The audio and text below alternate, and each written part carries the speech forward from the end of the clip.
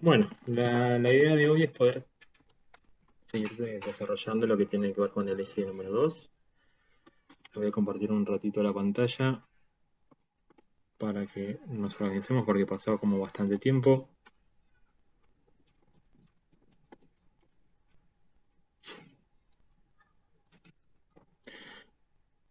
Bien, venimos con esta parte que tiene que ver con todo el desarrollo del surgimiento de lo que es el camino de la integración escolar en la inclusión educativa. La clase pasada, sí, que fue el 29 de septiembre, comenzamos a desarrollar el concepto de integración, ¿sí?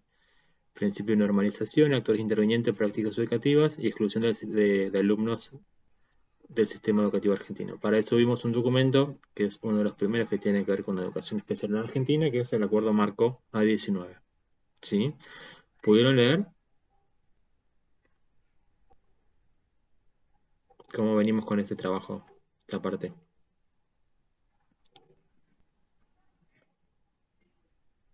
No, profe, yo no lo pude leer, pero le saqué fotocopia para leerlo eh, por mi cuenta, porque en la compu no me gusta mucho leer, entonces le saqué fotocopia para leer, pero Bien, todavía no lo leo.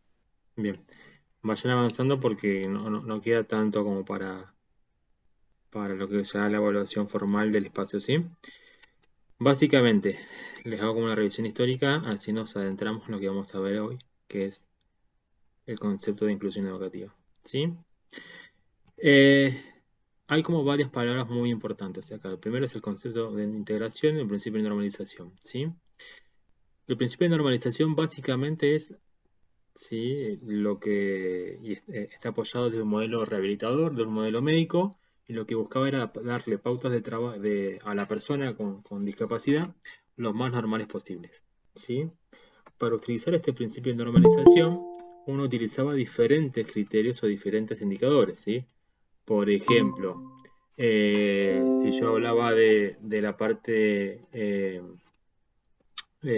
utilizar el criterio de normalización desde lo escolar, ¿sí? Que este alumno permanezca dentro de su grupo de pares y que trabaje a partir de lo que son adaptaciones curriculares, ¿sí? El documento marco A19 lo que hace es surgir en un contexto, ¿sí?, que es a partir de la reforma federal de educación, ¿sí?, donde establece que la educación especial es un régimen especial, ¿sí?, está básicamente como parte paralela al sistema educativo formal o ordinario, ¿sí? Quizás son muy chicos o no recuerdan, pero antes el sistema educativo estaba organizado por EGB1, EGB2, EGB3 y polimodal, ¿sí? Eh, y las diferentes opciones organizativas que conocemos hoy como modalidades antes eran regímenes especiales. Teníamos lo que era domiciliar hospitalaria, teníamos lo que era educación para adultos, y en este caso educación especial, ¿sí? Era paralela al sistema, ¿sí? Entonces, cuando nosotros hacíamos algún proceso de inserción de un alumno que era matrícula de la Escuela de Educación Especial, se hablaba de integración escolar, ¿sí?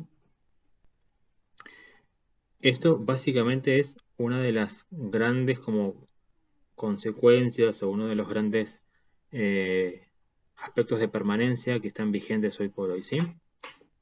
¿Alguna vez habían escuchado las palabras integración, normalización?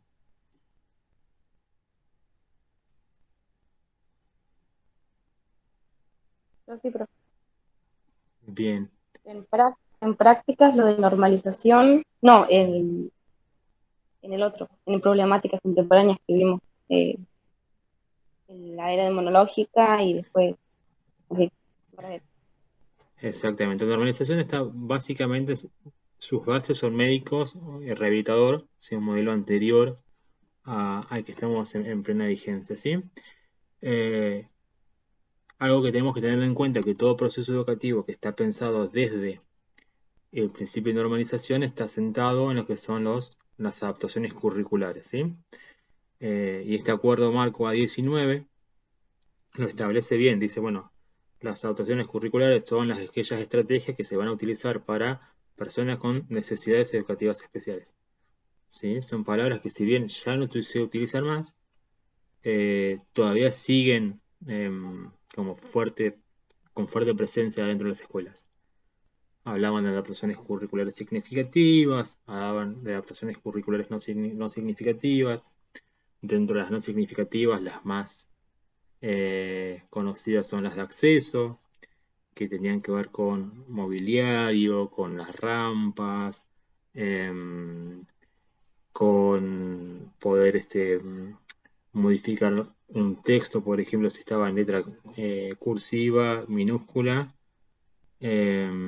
pasar la imprenta mayúscula. Entonces, todas adaptaciones que tengan que ver con permitir que el estudiante pueda acceder a la misma cantidad de contenido, ¿sí?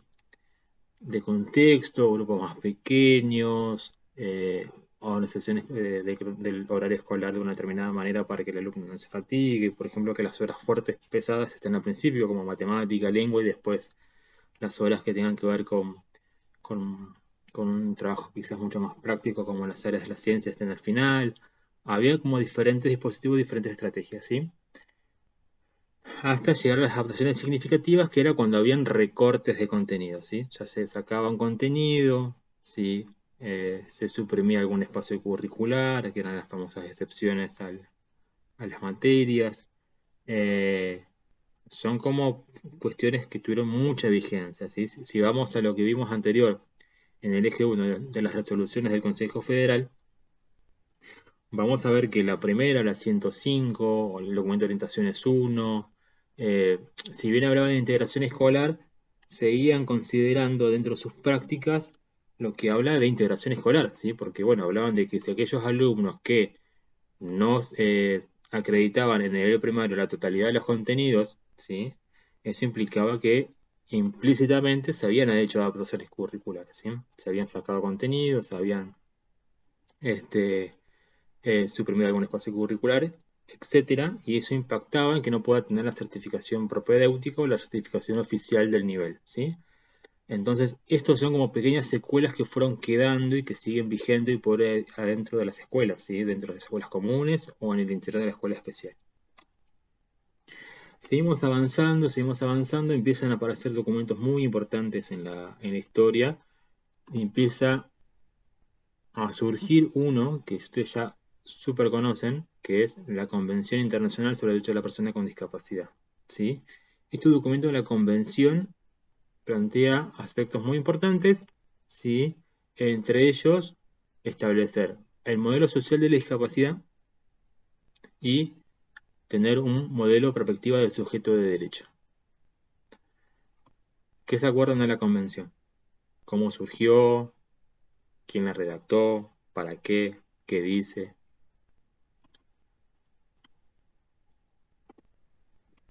Vamos haciéndolo solo yo.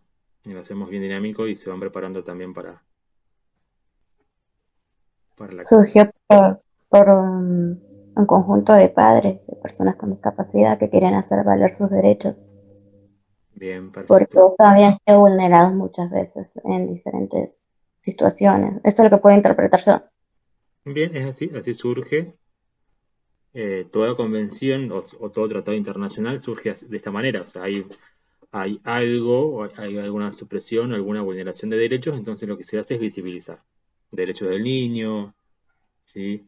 Eh, Derecho de la persona con discapacidad, lo que se visibiliza son prácticas que se están haciendo de vulneración. Tuvieron mucha presencia lo que son las organizaciones de padres, los colectivos o grupos de personas con discapacidad, quienes promovieron a través de las organizaciones de las Naciones Unidas en el 2006 este documento. Argentina se estaba parte en el 2008 y a partir del 2014 tiene rango constitucional. ¿Sí? Datos muy importantes. El concepto entonces de modelo social de la discapacidad, primero lo que establece la convención es esto, ¿sí? ¿Qué entendemos por discapacidad? Entendemos por discapacidad a una interacción, ¿sí? De la persona con un medio, ¿sí? Si nosotros nos paramos en el otro extremo que tenía que ver con el modelo rehabilitador, con el modelo médico de la discapacidad, eh, la persona tenía una característica, tenía una deficiencia o una situación clínica y esa situación clínica la ponía en minusvalía o situación de desventaja frente al acceso o frente a la participación, ¿sí? Pero acá se hablaba siempre de la persona, ¿sí? O sea, el que tenía la dificultad o que tenía las características que impactaban en este acceso al derecho era la persona, ¿sí? Entonces había que rehabilitarla y había que normalizarla, ¿sí? Había que darles pautas los más normales posibles, los más típicas posibles en relación a su edad de desarrollo. Paso en educación, paso en el mundo laboral, ¿sí? Entonces hay muchas cuestiones que son como surgimiento. Entonces, a partir del 2001, surge como muchas fuentes como la Clasificación Internacional de Funcionamiento, que es de la Organización Mundial de la Salud, que empieza a plantear que la situación de discapacidad es una interacción con el medio. Y esta interacción con el medio da un funcionamiento determinado y específico, ¿sí? Entonces, la discapacidad no va a ser la característica de la persona o la situación inherente al cuadro clínico, sino que va a ser producto de la interacción de un entorno o sociedad que tenga barreras a la participación, al aprendizaje, a la comunicación, políticas institucionales, de transporte, con muchas categorías como para poder identificar barreras. El modelo social lo que establece es esto: a mayor grado de barreras, mayor grado de condicionantes para poder acceder en equidad de oportunidades y buscar lo que es la dignidad inherente, ¿sí? Que es lo que apunta a la convención. El documento primero que empieza a hablar de modelo social es ONU, ¿sí? La Organización de las Naciones Unidas. El segundo modelo, y empezar a hablar de convención internacional, es visibilizar esta vulneración de derechos y plantear lo que es la dignidad inherente, es esta convención que empieza a decir, bueno, las personas con discapacidad son sujetos de derechos, ¿sí? Tienen las mismas, se debe garantizar el mismo acceso, se debe garantizar las mismas obligaciones que el resto de las personas, ¿sí? Y estuvieron muchos cambios. Por ejemplo, si ustedes iban al modelo anterior, de rehabilitador, modelo médico, de principio de normalización, por ejemplo, una persona con discapacidad intelectual, cuando cumplía 18 años, directamente se la tutelaba o se la consideraba con incapacidad legal, ¿sí? Eh, no podía hacer carnet de conducir, no podía votar, no podía tener cosas a su nombre, etcétera, etcétera, etcétera. Pero bueno, a plantearse estos dos nuevos enfoques, estos nuevos principios, lo que hace es cambiar esta mirada. Y empiezan a haber modelos de derecho, por ejemplo, en la parte jurídica. Hoy por hoy ya no hablamos más de incapacidad legal, sino a veces puede haber una salvaguarda o una tutela que hace que en X condiciones se tenga que nombrar a alguna persona, pero no en la totalidad de la decisión y toma de decisiones, sino en aspectos fundamentales, ¿sí? Entonces todo esto va haciendo como un cambio, ¿sí? De eso de modelo de derecho y modelo social de la discapacidad. ¿Vamos bien hasta ahí?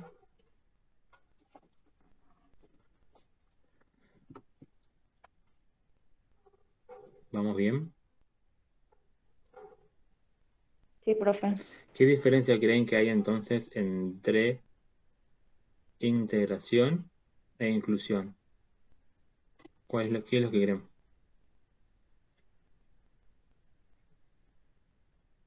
A su entender, lo que vieron el año pasado en problemáticas, en los modelos, en práctica. ¿Por qué la materia se llamará integración como estrategia para la inclusión?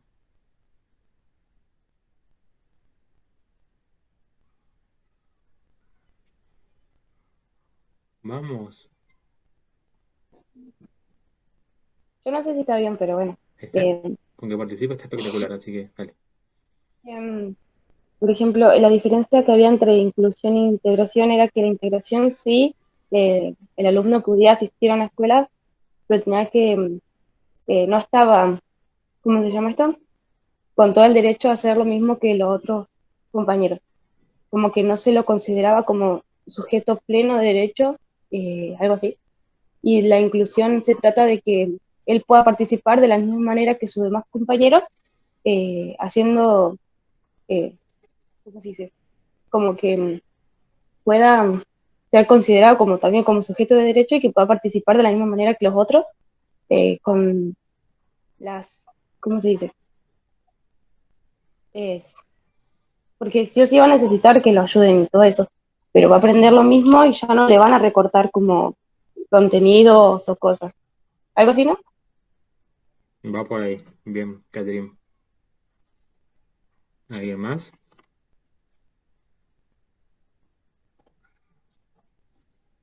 Cristina.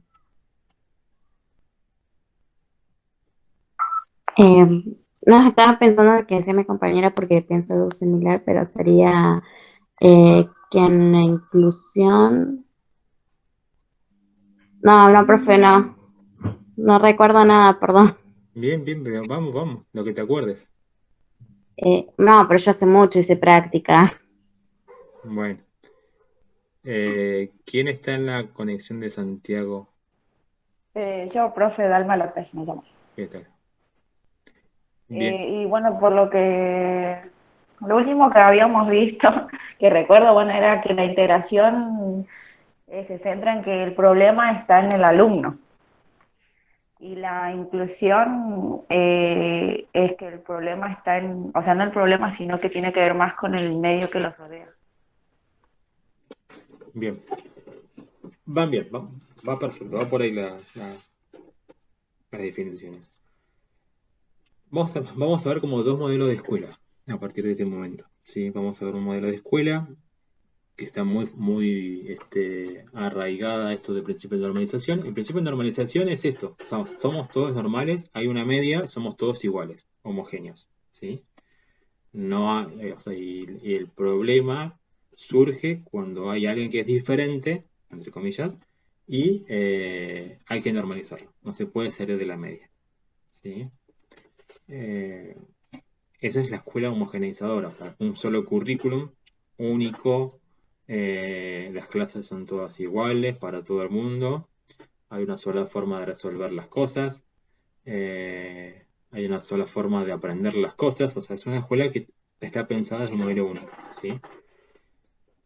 La inclusión educativa se basa principalmente en el concepto de discapacidad, en el concepto de diversidad, ¿sí? Todos somos diferentes, ¿sí? No hay dos personas iguales. Entonces, si los traspolamos a lo que es la educación, diversidad es igual a que todos aprendemos de diferentes maneras, todos interpretamos de diferentes maneras, todos podemos representar lo que aprendimos de diferentes maneras, ¿sí? Eh, lo más eh, excepcional o ilógico sería que en una escuela que apunta a la diversidad haya como un grupo homogéneo en relación al desempeño. ¿Sí? Son como dos modelos de escuela que van a encontrar muy fuerte cuando lean los textos de Tomé. ¿Sí? Van a ver que hay una escuela que es muy centrada en esto de homogeneizar, de un solo formato de enseñanza, de un solo formato de evaluación, y un modelo que está pensado en atención a la diversidad. ¿Qué pasaba? La cátedra se llama Integración como estrategia para la inclusión. Hoy por hoy, si bien nosotros apuntamos a que sea atención a la diversidad y que haya como múltiples interpretaciones de cómo aprenden los alumnos, vamos a ver que encontramos todavía muchas áreas de vacancia o muchas dificultades a la hora de pensar de qué manera eh, podemos garantizar de que todos los alumnos puedan aprender. ¿Sí? Dentro de los textos que tienen para leer, los primeros ya los conocen. Resolución del Consejo Federal, y hay dos que van a encontrar ahora. El desafío de la diversidad, la educación inclusiva, escuelas inclusivas, camino para todos, y la educación inclusiva como valor. ¿Sí? Bien, esta es la primera parte de lo que vendría a ser como pensar una escuela para todos, pensar una escuela para la diversidad, pensar una escuela donde todos los alumnos sean diferentes, todos los alumnos aprendan de manera diferente, nos va a permitir a nosotros romper con esto de la norma de que, bueno, todos son iguales, ¿sí? Que es el problema que tenemos hoy por hoy en las escuelas. Y que tenemos muchas resoluciones del Consejo Federal que son superadoras en ese sentido. La 174, que habla de pautas de mejoramiento, por ejemplo, es muy superadora. Ahí habla de que todos los alumnos aprenden de diferentes maneras y que todos los alumnos necesitan un acompañamiento de su trayectoria de diferentes maneras. Nosotros tenemos que poder hacer ese análisis y tenemos que poder ver para cuando el año que viene se incorporen los periodos de práctica de tercer año y asistan a las escuelas de nivel, poder ver desde qué modelo se está trabajando, ¿sí? Podemos decir que atentemos a la diversidad, que somos inclusivos, y las prácticas educativas adentro de la escuela de nivel son, yo tengo un grupo, ¿sí? Dentro del aula donde están los alumnos que tienen discapacidad y solamente el maestro de apoyo a la inclusión trabaja con ellos, ¿sí? Eso sigue siendo integración, más allá que lo llamamos inclusión, ¿sí? Acuérdense que la semana pasada, o la clase anterior, vimos los niveles de integración que tenían que ver con solamente ocupar el espacio físico, o sea que esos alumnos que van para estar, aquellos alumnos que participan socialmente y aquellos alumnos que ya están en el modelo, en el nivel más alto, que es cuando hacen funcional ese espacio donde están compartiendo. El concepto de inclusión ¿sí? Habla de todos somos diferentes, todos convivimos, ¿sí? Bien, necesito que lean, ¿sí? Y ahora bien, necesito que lean, chicas, porque queda relativamente poco, ¿sí? Y creo que quedan, a ver, 3 clases, me parece.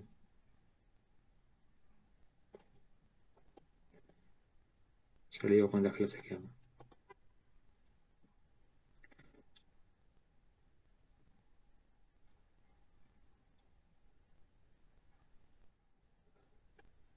Bien, hasta ahora, si no se, suponemos que es feriado, pero todavía no hay nada informado si se va a sostener o no.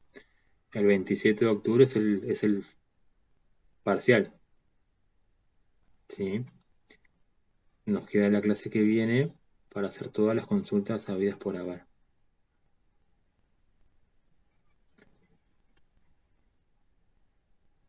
¿Sí? Yo no sé si la semana que viene, yo les mandé un mail por mensajería interna, no sé si la semana que viene, segundo año, va a tener clase presencial, porque el principio del mail decía primeros, cuartos años y talleres, así que tengo que consultar eso, ¿sí? Pero necesito que lean porque, bueno, la semana que viene ya es como la última clase de consultas y ya después nos encontramos directamente con el parcial 1 y 2. Si bien no es difícil, sí necesitan sacarse todas las dudas que tengan para que yo pueda tomar ese parcial. Sí, Cristina, sí, no era Santiago, Dalma, Dalma, iba a decir Luciano. sí. Así que necesito que lo hagan eso, por favor, ¿sí? No sé cómo venís, Dalma, con la lectura vos. Y la verdad que leo, pero tengo que leer varias veces como para que me quede, porque me cuesta mucho todavía lo que es la lectura y tengo que hacer un resumen y leerlo varias veces para poder explicarlo. Bien, necesito que por favor para la semana que viene anoten todas las preguntas sabidas por haber que tengan, ¿sí? Así lo podemos. El profe, el parcial va a ser escrito. Sí, el parcial es escrito. Bueno. Yo ahí en el mail les puse, si llega a ser virtual, o sea, porque no sabemos si se va a tener virtual o no. Si es virtual va a ser por formulario de Google, si es escrito va a ser en formato papel, pero bueno, es a desarrollar, ¿sí?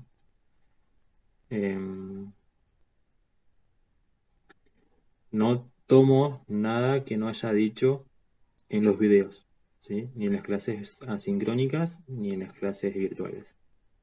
Pero yo necesito que lean porque bueno, hay cosas que están explicadas en las clases virtuales asincrónicas y necesito que esté como bien claro, como qué es qué es normalización y los niveles y de dónde surge y ahora lo que hablamos de inclusión, inclusión y este modelo del sujeto de derecho y modelo social de discapacidad y a partir de la convención educación inclusiva artículo 24, ¿sí? Que fue lo que vimos en la primera unidad, tiene que estar como muy fresco porque ya la unidad 3 es más tranquila porque vemos diseño universal del aprendizaje y evaluación por capacidades, pero tenemos que tener esta buena base.